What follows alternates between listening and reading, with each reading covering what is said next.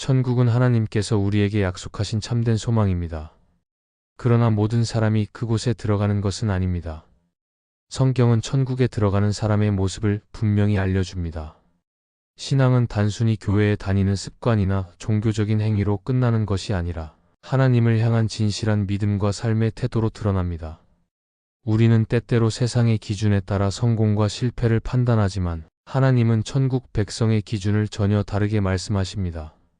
그렇기에 우리는 오늘 이 말씀을 통해 어떤 사람이 천국에 들어가는지, 또 우리가 어떤 마음으로 살아야 하는지를 분명히 알아야 합니다. 첫째, 영적 갈급함으로 늘 하나님을 찾는 사람은 천국에 갑니다. 사람이 살아가는데 물이 없으면 생명을 유지할 수 없듯이 영혼에게도 하나님을 향한 갈급함이 없으면 신앙이 살아있을 수 없습니다. 하나님을 향한 갈급함은 단순히 무언가 부족해서 채워지기를 원하는 정도가 아니라 영혼 깊은 자리에서 하나님 없이는 살 수 없다는 고백에서 나옵니다. 그래서 성경은 의에 줄이고 목마른 자는 복이 있다고 말합니다. 이는 하나님을 갈망하는 자는 결코 외면당하지 않고 하나님께서 반드시 채워주신다는 약속입니다. 갈급함이 있는 사람은 삶의 모든 자리에서 하나님을 찾습니다. 예배의 자리에 나오면 형식적으로 앉아있는 것이 아니라 주님의 말씀 한마디라도 붙잡기 위해 귀 기울입니다. 기도의 자리에서는 단순히 형식을 채우지 않고 영혼이 목마른 심정으로 간구합니다. 말씀을 읽을 때도 단순한 지식 습득이 아니라 하나님을 만나고자 하는 마음으로 펼쳐듭니다. 이런 사람은 늘 하나님께 가까이 나아가며 하나님께서 주시는 은혜로 다시 힘을 얻습니다. 성경 속에서 다윗의 모습을 보면 영적 갈급함이 무엇인지 잘 알 수 있습니다. 그는 왕이었지만 늘 하나님을 찾았습니다. 시편에서 그는 사슴이 시냇물을 찾듯이 내 영혼이 하나님을 갈급한다고 고백했습니다. 이 고백은 단순히 힘든 상황 속에서 나온 말이 아니라 그의 삶 전체에서 드러난 태도였습니다. 권력을 가지고 있어도, 승리를 거두어도 그는 만족하지 않고 늘 하나님께 더 가까이 가기를 원했습니다. 이런 다윗의 모습은 하나님께서 기뻐하시는 마음이었고 결국 다윗은 하나님의 마음에 합한 사람이라 불렸습니다. 영적 갈급함이 있는 사람은 세상에 만족하지 않습니다. 세상에서 얻는 성공이나 기쁨은 잠시일 뿐이고 결국 허무함을 남깁니다. 그러나 하나님을 향한 갈급함은 끝이 없으며 그 갈망이 사람을 하나님께 묶어두는 힘이 됩니다. 그래서 갈급한 사람은 어려움이 와도 신앙을 포기하지 않고 오히려 그 고난 속에서 더 간절히 하나님을 찾습니다. 그 갈망은 신앙을 흔들리지 않게 붙잡아주는 힘이 됩니다. 영적 갈급함이 없는 신앙은 쉽게 형식에 머물고 결국 세상의 유혹에 무너집니다. 교회에 나오고 예배에 참여하고 기도하는 것처럼 보여도 마음속에 하나님을 향한 갈급함이 없으면 신앙은 껍데기처럼 비어있게 됩니다. 반대로 갈급한 심령은 작은 말씀 한마디에도 눈물이 흐르고 짧은 기도에도 마음이 뜨거워집니다. 왜냐하면 하나님을 찾는 마음이 살아있기 때문입니다. 하나님은 갈급한 자를 외면하지 않으십니다. 오히려 그런 심령을 만나주시고 은혜로 채워주십니다. 그 은혜를 경험한 사람은 더 깊은 갈망으로 하나님께 나아가고 은혜가 쌓일수록 신앙은 더욱 성숙해집니다. 결국 영적 갈급함은 천국을 향한 방향을 잃지 않게 하는 힘이 됩니다.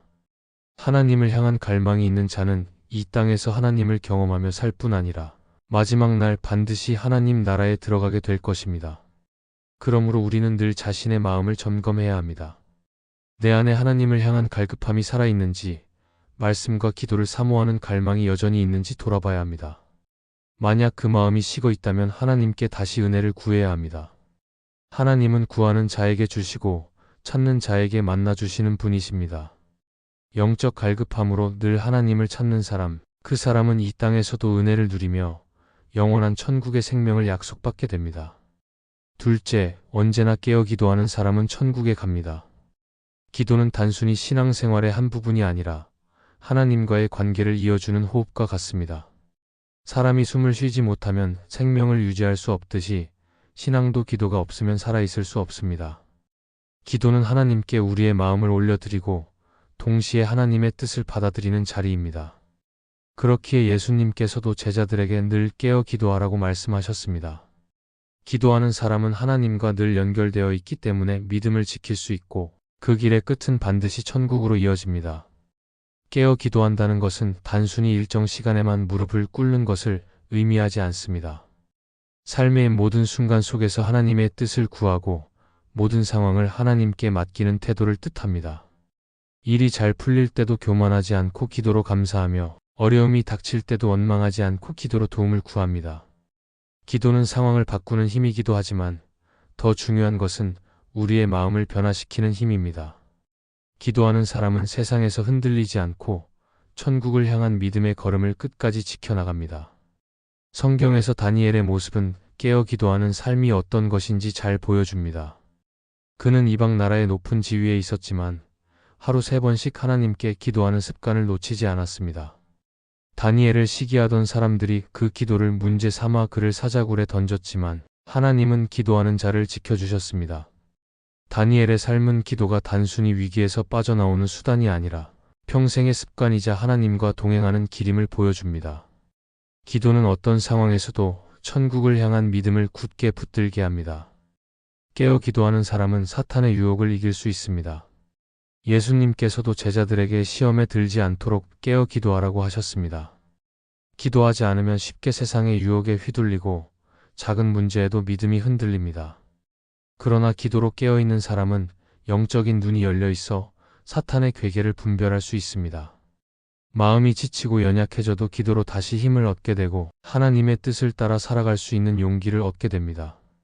기도는 또한 하나님과 깊은 교제를 이루는 시간입니다.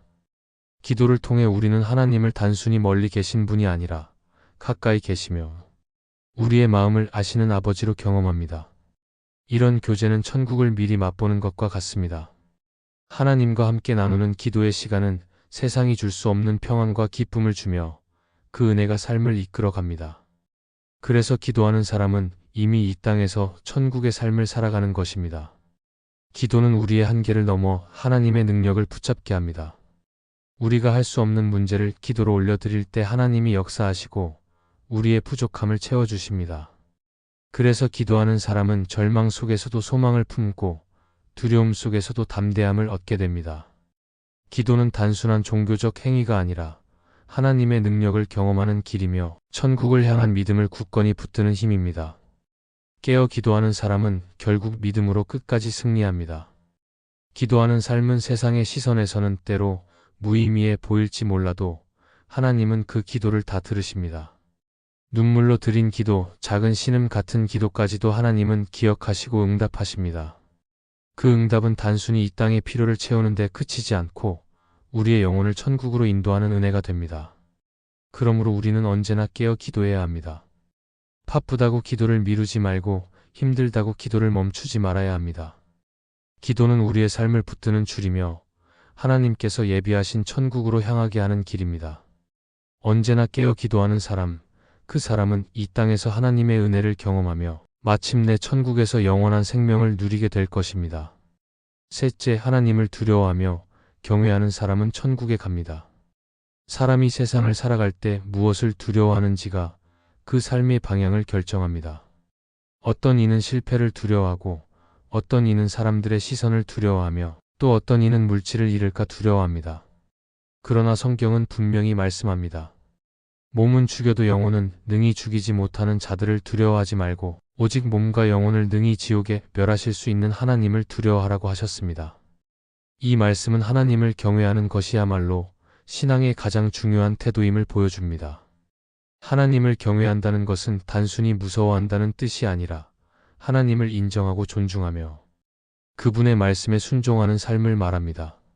하나님을 경외하는 사람은 늘 겸손합니다. 자신의 힘으로 살아가는 것이 아니라 하나님의 은혜로 살아간다는 사실을 알기 때문에 교만하지 않습니다. 또한 하나님께서 모든 것을 아시고 다스리신다는 믿음이 있기에 어떤 상황에서도 하나님을 먼저 바라봅니다. 반대로 하나님을 경외하지 않는 사람은 자기 생각과 판단에 따라 살고 결국 죄와 유혹에 쉽게 넘어집니다. 하나님을 두려워하지 않으면 죄를 대수롭지 않게 여기고 결국 하나님의 길에서 멀어지게 됩니다. 성경에 등장하는 요셉의 삶은 하나님을 경외하는 사람이 어떤 모습인지 잘 보여줍니다. 그는 보디발의 아내가 유혹했을 때 아무도 보지 않는 상황이었지만 하나님이 보신다는 사실을 기억했습니다. 그는 사람의 눈을 두려워한 것이 아니라 하나님 앞에 죄 짓는 것을 두려워했습니다. 그래서 유혹을 뿌리칠 수 있었고 결국 하나님의 큰 은혜와 인도하심을 받았습니다. 이처럼 하나님을 두려워하는 마음은 우리를 죄에서 지켜주며 믿음을 끝까지 지킬 수 있도록 붙잡아 줍니다. 하나님을 경외하는 태도는 우리의 삶의 작은 부분에서도 드러납니다. 말을 할 때도 하나님 앞에서 하는 것처럼 정직하게 말하고 선택을 할 때도 하나님이 기뻐하실지를 먼저 생각합니다. 누가 보든 보지 않든 하나님 앞에서의 삶을 살아가는 것이 경외하는 삶입니다. 이런 삶을 사는 사람은 하나님과 깊은 관계를 유지하며 하나님께서도 그 삶을 귀히 여기십니다. 또한 하나님을 두려워하는 마음은 단순히 규칙을 지키는데 그치지 않고 하나님을 사랑하는 마음과 연결됩니다. 왜냐하면 진정한 경외는 사랑에서 비롯되기 때문입니다. 하나님이 크시고 위대하시며 거룩하시기에 우리는 그분 앞에 겸손할 수밖에 없습니다. 동시에 그분의 사랑을 깊이 알기에 자발적으로 순종하고 기쁘게 예배합니다. 경외는 억지로 두려워하는 것이 아니라 하나님을 사랑하기 때문에 그분을 무겁게 존중하는 태도입니다. 하나님을 경외하는 사람은 세상의 유혹 앞에서 흔들리지 않습니다. 세상은 끊임없이 우리에게 다른 두려움을 심으려 합니다. 그러나 하나님을 두려워하는 사람은 그런 두려움보다 하나님의 말씀을 더 크게 붙잡습니다. 그래서 손해가 있어도 하나님을 떠나지 않고 오히려 믿음을 끝까지 지킵니다. 이런 태도야말로 하나님께서 기뻐하시는 삶이며 천국으로 향하는 길입니다. 결국 하나님을 경외하는 사람은 하나님이 다스리시는 나라에 들어갑니다. 이 땅에서 하나님을 존중하며 살았던 사람은 마지막 날 하나님 앞에 설 때 낯설지 않습니다. 이미 그분을 경외하며 살았기에 천국에서 영원히 하나님과 함께하는 삶이 이어지는 것입니다. 하나님을 두려워하지 않는 사람은 세상에서는 자유로운 것 같지만 결국 영원한 심판을 피할 수 없습니다. 반대로 하나님을 경외하는 사람은 이 땅에서는 때로 손해를 보지만 마지막에는 영원한 생명을 얻게 됩니다. 그러므로 우리는 늘 마음을 살펴야 합니다. 내가 무엇을 두려워하며 살아가고 있는지, 하나님보다 세상의 기준을 더 크게 두려워하고 있지는 않은지 돌아보아야 합니다. 그리고 하나님을 경외하는 태도로 다시 삶을 세워야 합니다. 하나님을 두려워하며 경외하는 사람, 바로 그 사람이 천국에 들어가는 참된 믿음의 사람입니다. 넷째, 세상의 성공보다 영혼의 구원을 소중히 여기는 사람은 천국에 갑니다. 사람들은 누구나 성공을 꿈꾸며 살아갑니다. 좋은 성과를 얻고 남들보다 앞서고 물질적인 풍요를 누리기를 바랍니다. 세상은 끊임없이 더 높은 자리와 더 많은 소유를 추구하라고 말합니다. 그러나 예수님께서는 사람이 온 세상을 얻고도 자기 영혼을 잃으면 무엇이 유익하겠느냐고 물으셨습니다. 이 말씀은 성공보다 영혼의 구원이 훨씬 더 중요하다는 사실을 깨닫게 합니다.